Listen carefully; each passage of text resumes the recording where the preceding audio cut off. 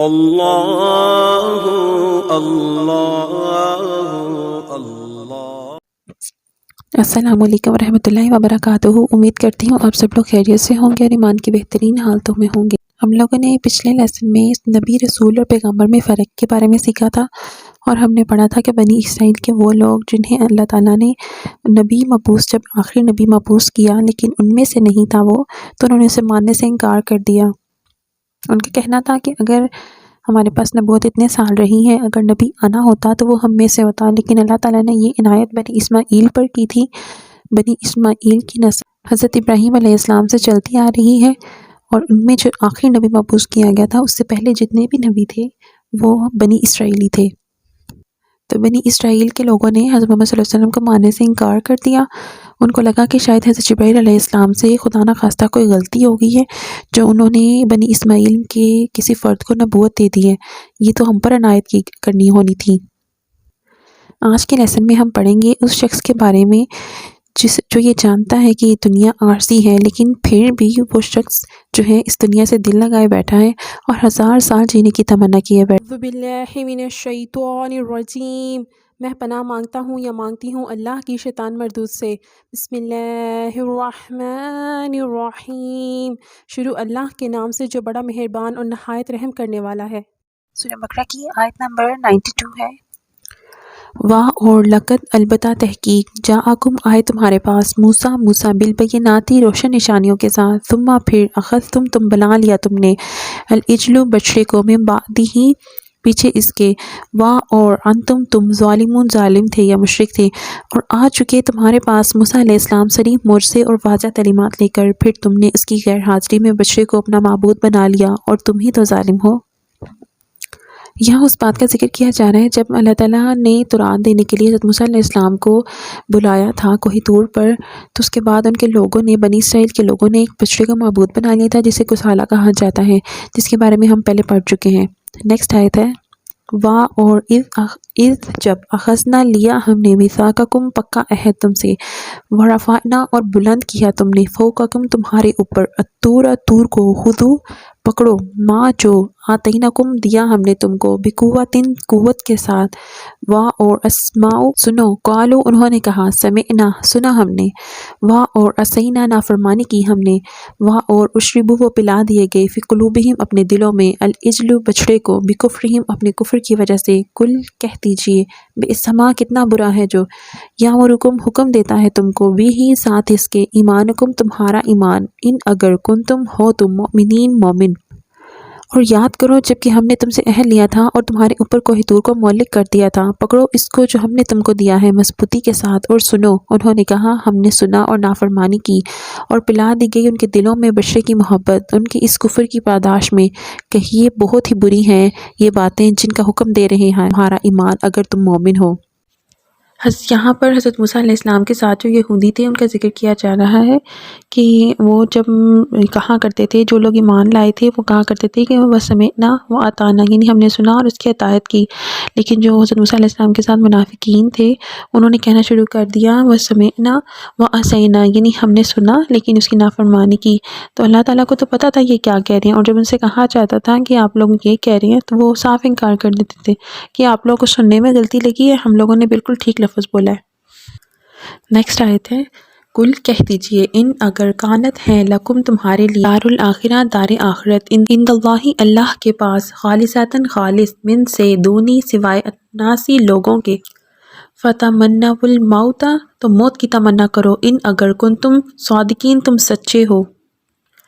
اے نبی ان سے کہیے اگر تمہارے لیے آخرت کا گھر اللہ کے پاس خالص کر دیا گیا ہے دوسرے لوگوں کو چھوڑ کر، تب تو تمہیں موت کی تمنا کرنی چاہیے اگر تم سچے ہو۔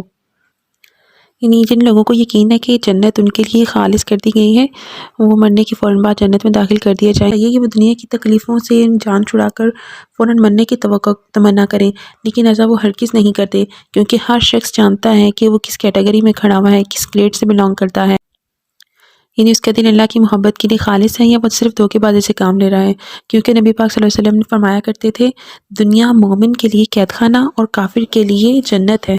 رسول پاک صلی اللہ علیہ وسلم کی ایک اور حدیث ہے کہ دنیا میں اس طرح رہو کہ گویا تم اجنبی ہو یا مسافر، پھر تو یہ دنیا باغ نہیں قید خانہ نظر آتی ہے جس میں انسان مجبوراً رہتا ہے۔ کیونکہ جن لوگوں کے دلوں میں یہ خواہش ہے کہ وہ ہمیشہ اس دنیا میں رہیں، وہ دنیا میں رہیں، تو یا تو ان کا ایمان مضبوط نہیں ہے یا انہیں آخرت پر یقین نہیں ہے، اور یا پھر اپنا معاملہ جو ہے وہ اللہ کے ساتھ صرف اور صرف خلوص پر مبنی نہیں کیا ہوا۔ نیکسٹ آیت ہے وا اور لن ہرگز نہیں یتمنوا وہ تمنا کریں گی اس کی ابداً کبھی بھی بما وجہ اس کے جو قدمت آگے بھیجا ایدیہم ان کے ہاتھوں کے واللہ اور اللہ علیم خوب جاننے والا ہے بالظالمین ظالموں کو، اور یہ ہرگز آرزو نہیں کریں گے موت کی بسبب ان کرتوتوں کے جو ان کے ہاتھوں نے آگے بھیجے ہیں، اور اللہ ان ظالموں سے بخوبی واقف ہے، یعنی ہر شخص کو پتہ ہے کہ اس نے کیا کمایا اس دنیا میں، کیا اس کے جو اعمال ہیں وہ جنت میں جانے کے لیے ہیں یا پھر جہنم کی طرف کھینچنے والے ہیں۔ نیکسٹ آیت ہے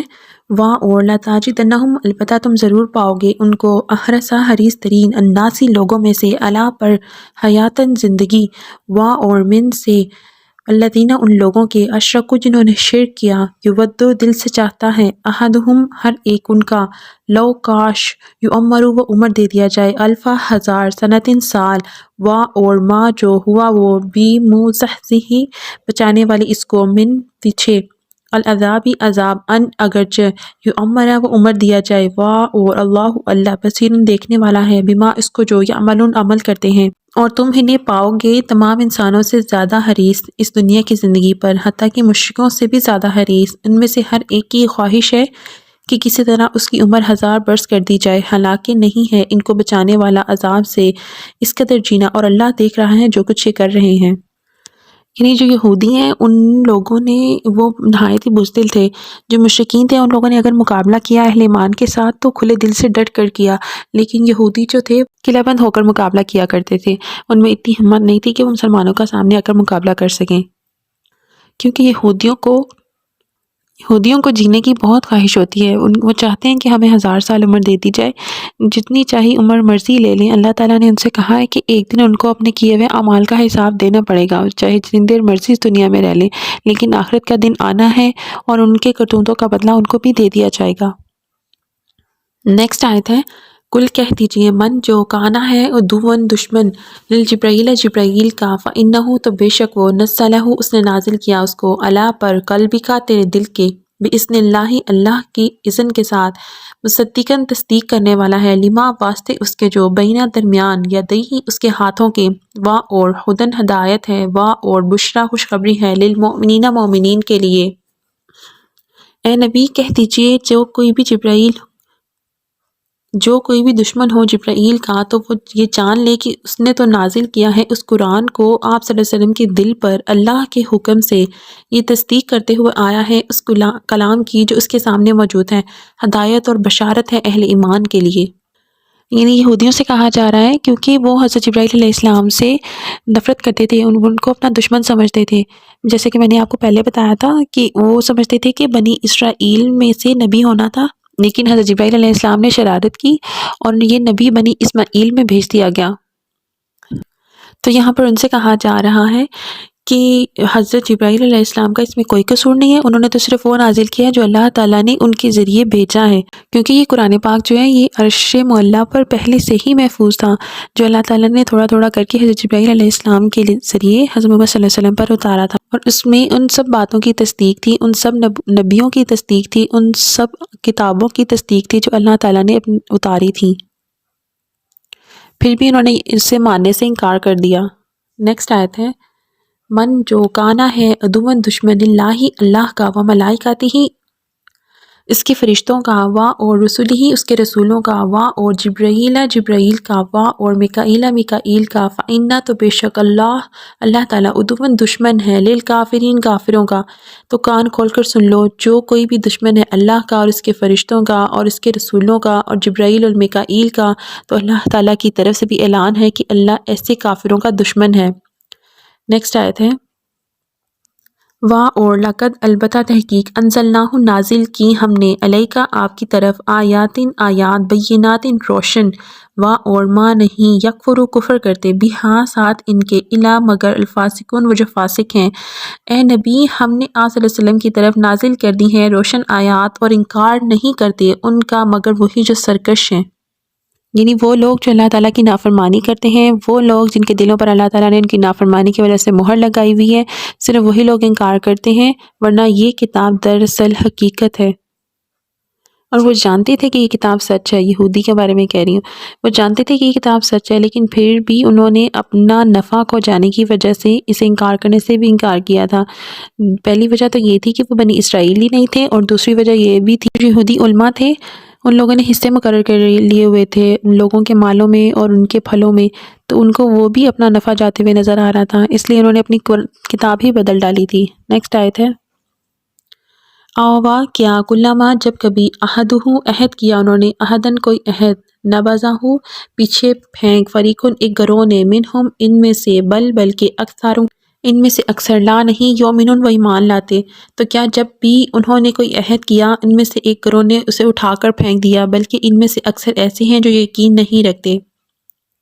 یہ حال صرف ان یہودیوں کا نہیں تھا، یہ حال آج کل کے مسلمانوں کا بھی ہے، یعنی ہمارے دل ایمان سے خالی ہو چکے ہیں۔ نیکسٹ آیت ہے، واہ اور لما جب جاءہم آ گیا ان کے پاس، رسول ایک رسول، من عند اللہ اللہ کے پاس سے، مصدقن جو تصدیق کرنے والا ہے، لما واسطے اس کے جو، معہم ان کے پاس سے، نبذہ پھینک دیا، فریقن ایک گروہ نے، من سے، الذین ان لوگوں میں، اتو جو دیے گئے، الکتابی کتاب اللہ اللہ کی کتاب، وراء پیچھے، ظہورہم اپنے پیٹھوں کے، کأنہم گویا کہ وہ، لا نہیں، یعلمون وہ جانتے۔